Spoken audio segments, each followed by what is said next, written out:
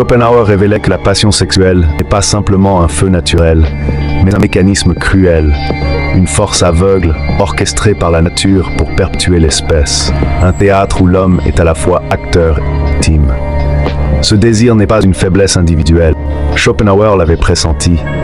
La passion sexuelle, loin d'être une simple énergie, est un champ de bataille où se jouent nos luttes les plus profondes, la domination, la liberté et finalement la philosophie même de notre existence. La féminité devenue spectacle marchand est une déshumanisation de ce qui était autrefois sacré. Le corps, réduit à un produit, se vend au plus offrant. Le regard masculin devenu monnaie d'échange est convoité, attiré, parfois même manipulé. Cette dynamique transforme la séduction en un jeu froid de calcul, où la valeur ne se mesure plus à l'authenticité ou à la profondeur, mais à la visibilité, à la performance, à la capacité à capter l'attention dans un flux infini. Ce mécanisme déploie une double aliénation. Pour la femme, il y a la perte de soi derrière le masque et le rôle qu'elle doit jouer pour réussir socialement et affectivement. Pour l'homme, il y a la frustration d'un désir continuellement stimulé, mais jamais pleinement satisfait, car ce désir est accaparé par une image, une représentation, et non par une réalité intime et profonde. Cette stimulation constante, orchestrée par les réseaux et la société, entretient une tension perpétuelle, un appât mouvant qui ne se laisse jamais vraiment saisir. Schopenhauer identifiait déjà ce mécanisme de la volonté. La beauté n'est pas bonne ou vraie, elle est utile, elle sert un but primal, celui de perpétuer la vie.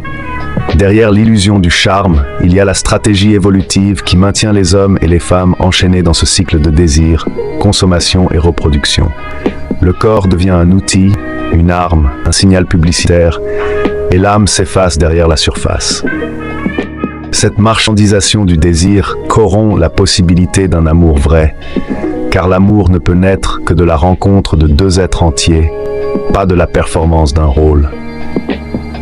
Elle produit une société où la connexion humaine est constamment éclipsée par la quête de validation externe, où la profondeur est remplacée par la superficialité et où la pulsion de vie est manipulée par des forces impersonnelles. La société de consommation, les réseaux sociaux, les attentes sociales. Au final, cette dynamique crée un cercle vicieux où le désir est à la fois intensifié et vidé de sa substance. L'homme devient un consommateur d'images, la femme une productrice d'images, et tous deux perdent la possibilité de se rencontrer vraiment, de construire des relations fondées sur autre chose que l'illusion et le jeu de l'apparence. Cette mise en scène calculée transforme la féminité en un spectacle où la valeur se mesure en regard et en like, non en profondeur ou en connexion réelle. Chaque geste, chaque posture est calibrée pour capturer l'attention, pour susciter le désir, mais rarement pour construire une véritable intimité. Le corps devient un moyen de pression, un levier de pouvoir, plutôt qu'un lieu d'échange sincère.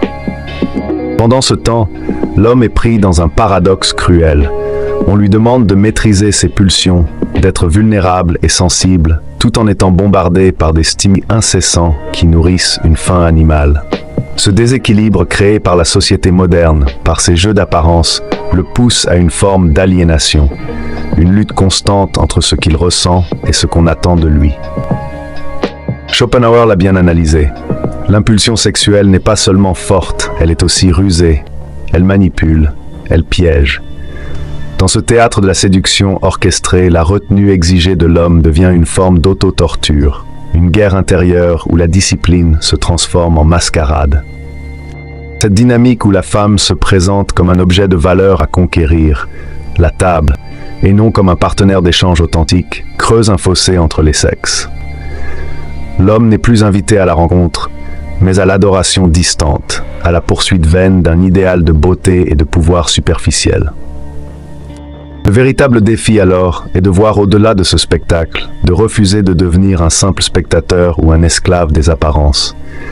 C'est retrouver la capacité à chercher non pas l'image, mais l'essence, à résister à cette culture qui transforme le désir en marchandise et à reconstruire des liens fondés sur la vérité, la profondeur et le respect mutuel.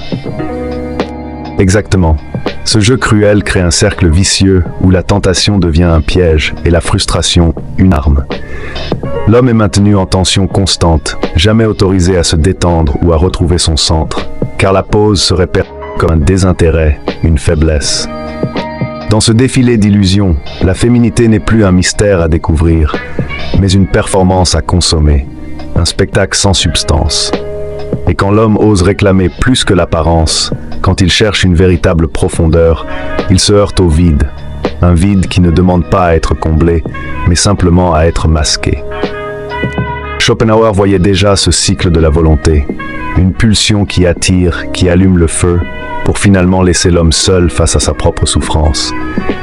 Mais aujourd'hui, ce cycle est instrumentalisé, déformé en une arme psychologique qui enferme l'homme dans une quête sans fin, tout en lui refusant la douceur qu'il réclame.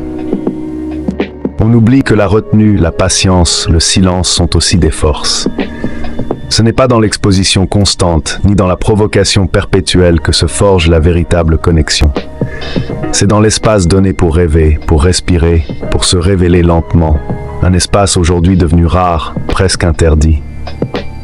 Et c'est là que réside la fracture, entre une féminité performative et une masculinité dépossédée de sa liberté intérieure. Tant que ce théâtre continue, le vrai désir s'éteint, laissant place à la solitude déguisée en spectacle. La vérité exige d'abandonner le confort des façades pour exposer ce qui est fragile et humain. Cela signifie que les femmes cessent de se réduire à un simple objet de désir façonné par les réseaux sociaux et les regards extérieurs. Elles doivent reconnecter avec leur intériorité, avec cette part d'elles-mêmes qui n'a pas besoin d'être vue pour exister, cette part qui reste en silence, loin des projecteurs. Cette authenticité appelle une réciprocité. Un homme qui ne s'abandonne pas à la performance sociale ni à la pression de paraître fort ou parfait, mais qui ose montrer ses vérités intérieures. Pas ses faiblesses comme des armes ou des lamentations, mais comme des fondations solides sur lesquelles se bâtit une confiance mutuelle. Le retour à la substance, c'est aussi redéfinir ce que signifie la puissance féminine et masculine. La puissance n'est pas dans le contrôle ou dans la démonstration, mais dans la capacité à être entier, à vivre ses contradictions, à accepter le chaos sans le fuir. Ce sont ces âmes entières, imparfaites mais pleinement présentes, qui construisent des ponts durables. Dans ce nouvel espace, l'homme ne sera plus un simple réacteur à des stimulations superficielles, ni proie à l'illusion, mais un co-créateur d'un lien qui dépasse le jeu des apparences. La femme ne sera plus un produit, ni un spectacle, mais une partenaire qui ose sa vulnérabilité sans crainte d'être exploitée. Ce processus douloureux et exigeant recrée la possibilité d'un amour qui ne se dissout pas dans la consommation rapide, mais qui se nourrit de la profondeur, de la patience et du respect mutuel. Il oblige à reconnaître que l'intimité ne s'achète pas, ne se capture pas. Elle se construit dans le temps, à travers la vérité, la constance et le courage d'être soi-même face à l'autre. Dans cette transformation, les relations resteront des scènes vides, où l'on applaudit des masques et où l'on pleure la solitude dans la foule. Mais avec elle se crée enfin un lieu où le désir ne s'éteint pas, où le respect grandit et où la passion peut renaître dans la rencontre vraie.